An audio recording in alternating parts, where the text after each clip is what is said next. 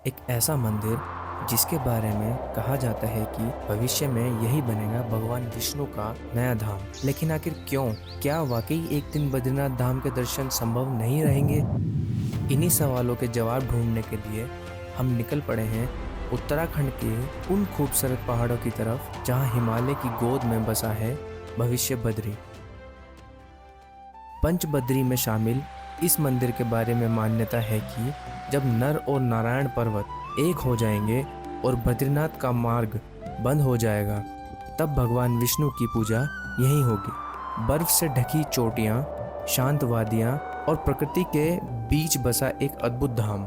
तो आइए चलते हैं इसी आध्यात्मिक यात्रा पर। स्वागत है आपका हमारे भविष्य बद्री के सफर में। Welcome back to yet another journey and this time हम लोग जा रहे हैं भविष्य बद्री, और जो कि पंच बद्रियों में एक बद्री माना जाता है। एंड ये जिस जगह पे मैं खड़ा हूँ, इस जगह का नाम है तपोवन। और ये देखो आप, भविष्य बद्री का रास्ता आगे से थोड़ा सा राइट जाके है, और नीचे अगर आप यहाँ पे जाओगे तो ये सामने जो रास्ता दिख रहा है ये है पार्वती कुंड का। नीचे सामने वो पार्वती कुंड है। कहा जाता है कि पार्वती माता ने यहाँ पे तप किया था, जिसकी वजह से वहाँ पे कुंड बना और कुंड में से गर्म पानी निकलता है, वो तप की वजह से। एंड देखते हैं आज भविष्य बद्री। यहाँ से आप देखो ये रास्ता जा रहा है ऊपर। रास्ता बड़ा छोटा सा है, थोड़ा सा रास्ता खराब होगा, हमें पता है, मैं लास्ट टाइम भी जा चुका हूँ। और यहाँ से भविष्य बद्री जो है वो 13 किलोमीटर दिखा रहा है। लास्ट टाइम जब गया था रास्ता बहुत ज्यादा अच्छा तो नहीं था, बट इस टाइम देखते हैं।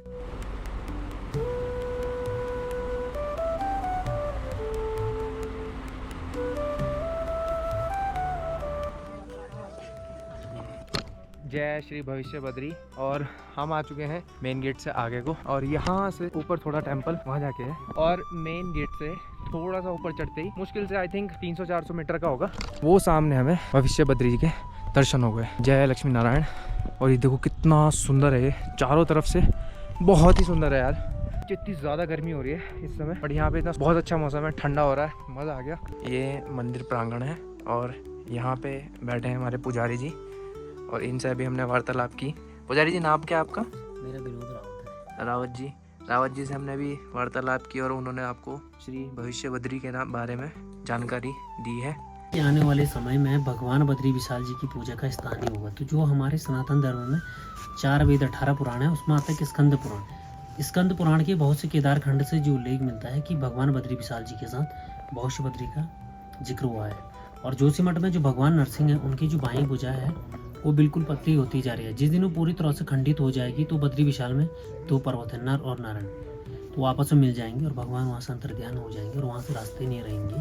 तो भगवान बद्री विशाल जी की जो आगे की पूजा और पद्धति चलेगी, वो स्थान भविष्य का ही होगा जहाँ भगवान स्वयं प्रकट हो रहे हैं।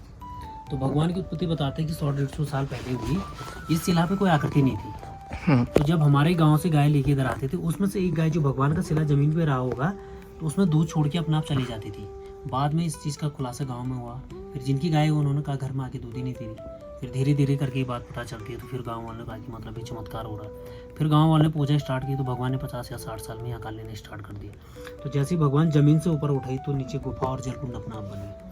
तो धीरे धीरे कर आज जो ऊंचाई पे जा रहे थे, लगभग 3 फीट के आसपास पहुंच चुका आकर बनते बनते। तो भगवान नारायण का जो बीच में सेब देख रहे हैं आप, पहले ऐसे नहीं था, बिल्कुल अंदर था वो। 7-8 साल पहले ऐसे मतलब बिल्कुल अंदर चिपटा हुआ था। तो इसमें मालाएं हैं, मुकुट है, वस्त्र, ये चीजें नहीं बनाए जाते थे। आज उनका पूरा बिगड़ो भार को ऐसा लग रहा कि मतलब इंसान द्वारा बनाया गया होगा, पर इंसान ने इसमें कोई छेड़खानी किया नहीं, मतलब भगवान का चमत्कार है। तो जो आ रहे हैं, और बगल में जो दूसरा मुकुट लग रखा है वो माता लक्ष्मी का है वो।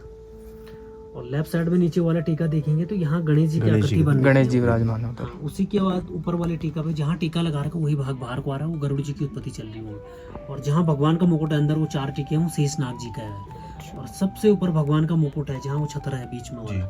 और बीच में देखना, जहाँ भगवान का तिलक हुआ है, उसके 4 अंगुल नीचे देखेंगे तो भगवान जी के नेत्र दिखाई दे रहे होंगे। नेत्र है, नाक है। लेफ्ट वाली खुली है, राइट वाली बंद है। और माता लक्ष्मी के नीचे एक टीका फिर और का यहाँ भगवान ने घुटनों पर हाथ रख रखे, वो शिला गोल है घुटना, तो वहां से जो लकीर नीचे को आ रहा है देखो, ऐसे में है वो। ये अंदर देखो, ये माता लक्ष्मी के नीचे एक टीका फिर और का यहाँ पे। हाँ, नीचे टीका जो रखा है। अच्छा, हाँ। शिला घुटना है ना, वो पूरा गोल है, तो ऐसे में भगवान ने हाथ ऐसे में कर रखे। भगवान योगासन में है अभी। तो कहते हैं कि आने वाले समय में जितने भगवान बद्री विशाल जी के पार्षद है ना, नारद जी, कुबेर जी, उद्धव जी, पूरी बद्रीश पंचायत इस शिला पे प्रकट हो जाएगी अपना आप। और आने वाले समय में सबसे बड़ा भक्तों से अनुरोध है कि जो लोग आते हैं शांति बनाए रखें, मांस, मदिरा इत्यादि ये सब चीज़ें ना यूज़ करें। आए, आराम से दर्शन करें। और बहुत शांति है, बहुत सुकून है यहाँ पे। देखिए बिल्कुल एकदम पिन ड्रॉप साइलेंस। वो ज़रूरी है कि उल्टे सीधे काम ना करें। लोग यहाँ पे घूमने आते हैं, घूमने के पर्पज़ से ना आए, दर्शन करने के पर्पज़ से आए। इसको धार्मिक स्थल के हिसाब इसको धार्मिक स्थल के हिसाब से ही देखें। टूरिस्ट पैलेस के हिसाब से। हाँ, और साल में यहाँ पे एक बार मेला होता है, वो जन्माष्टमी जन्माष्टमी का होता है। इस बार इस साल 4 सितंबर को है। इस साल 4 सितंबर को है। अगर आपको दर्शन करने आना है, मेला देखना है, रौनक देखनी है यहाँ की, तो आप लोग उस समय आ सकते हैं।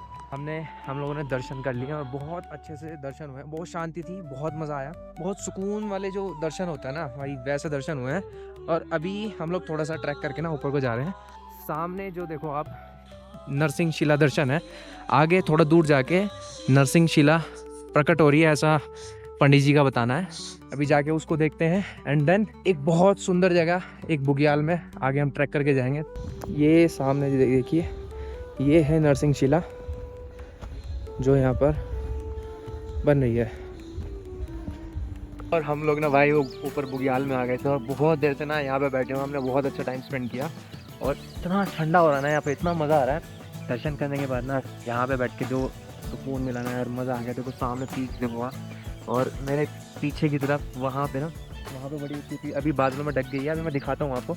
और इतने अच्छे अच्छे शॉट्स हैं, इतने प्यारे पीक्स लग रहे थे, बहुत अच्छा लगा।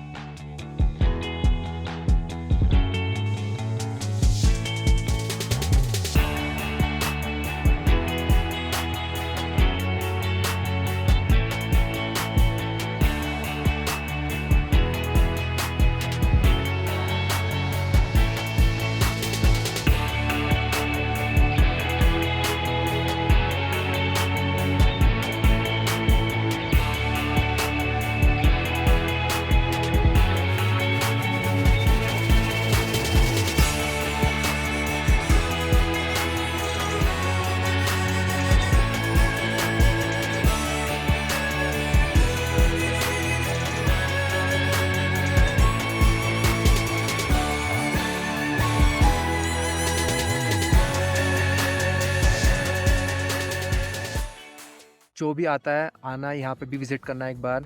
दर्शन करने के बाद बहुत बहुत सुकून मिलेगा आपको।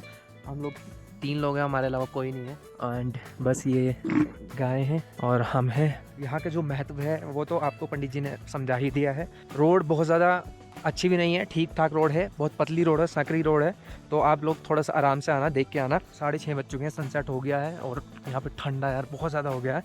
नीचे इतनी गर्मी हो रही थी और यहाँ पे इतना ज़्यादा ठंडा हो रहा है, हमें ठंडा फील हो रहा है।